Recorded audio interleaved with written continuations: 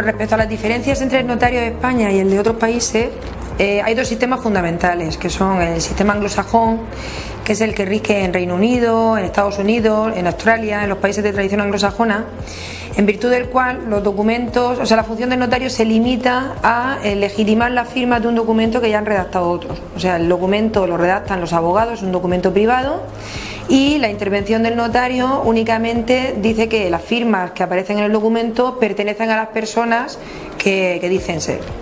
Entonces no hay ningún control de legalidad del documento.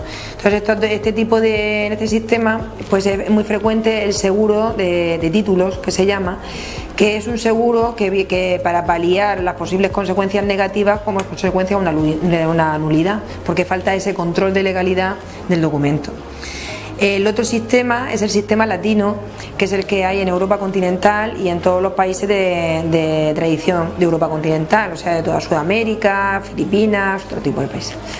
En este sistema el documento se redacta directamente por el notario. O sea, los particulares que quieren hacer algún tipo de contrato en escritura pública, pues acuden a la notaría, manifiestan allí qué es lo que quieren hacer, cuáles son los fines que se proponen alcanzar, y con arreglo a ello y con arreglo al ordenamiento jurídico, lo que nos permite la ley, se redacta el documento.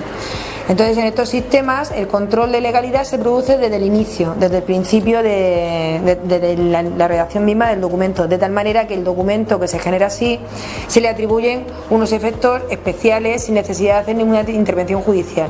Por eso en los sistemas de tradición latina el notario tiene que ser un profesional del derecho, es obligatorio que tenga estudios de derecho, y sin embargo en el sistema anglosajón no es necesario. O sea, la gente que interviene como notario muchas veces no es profesional de derecho o tiene profesiones que no tienen nada que ver con el derecho.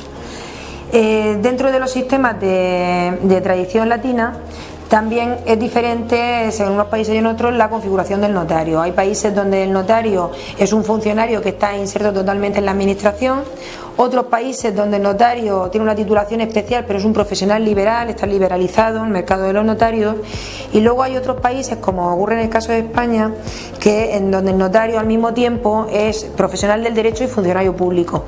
Entonces tiene un estatus especial. Entonces, como funcionario público, por ejemplo, pues el acceso a la profesión de notario es por oposición, convocada por el Estado. La designación para ocupar una plaza como notario también viene establecida por el Estado, por el Ministerio de Justicia. O sea, no podemos establecernos los notarios donde queramos, sino que en el lugar donde nos envía el Ministerio de Justicia, de acuerdo con un concurso de traslado por antigüedad. La notaría es una oficina pública que hay que mantener abierta al público, obligatoriamente, no se puede cerrar en vacaciones, donde hay que garantizar la asistencia jurídica a la gente. Tampoco podemos denegar el otorgamiento de documentos cuando cumplen los requisitos de legalidad, no tenemos reservado el derecho de admisión. Y bueno, cobramos por arancel, o sea, no podemos cobrar lo que queremos, tenemos un arancel aprobado por el Estado al que nos tenemos que someter, etcétera. Y luego, por otro lado, como profesional del derecho, pues tenemos que asesorar a las partes que vienen a la notaría, que quieren otorgar algún tipo de documento.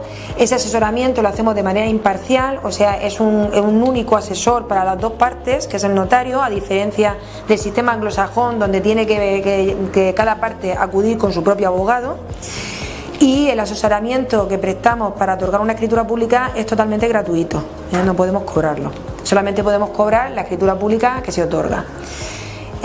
Como consecuencia de todo ello, pues en los sistemas de tradición latina hay importantes diferencias entre el documento privado y el documento público. El documento público está revestido de una especial autoridad que hace que tenga fuerza probatoria. O sea, el documento público prueba el hecho del otorgamiento del documento, la fecha, las partes que lo han otorgado y el contenido del mismo. Como consecuencia de ello es directamente ejecutable. O sea, el documento privado, para poderlo ejecutar, primero habría que pasar un juicio declarativo que declare la validez del documento y luego pasar a ejecución, pero la escritura pública, como tiene esa presunción de validez y de integridad, directamente es ejecutable, no hace falta hacer ese juicio declarativo previo.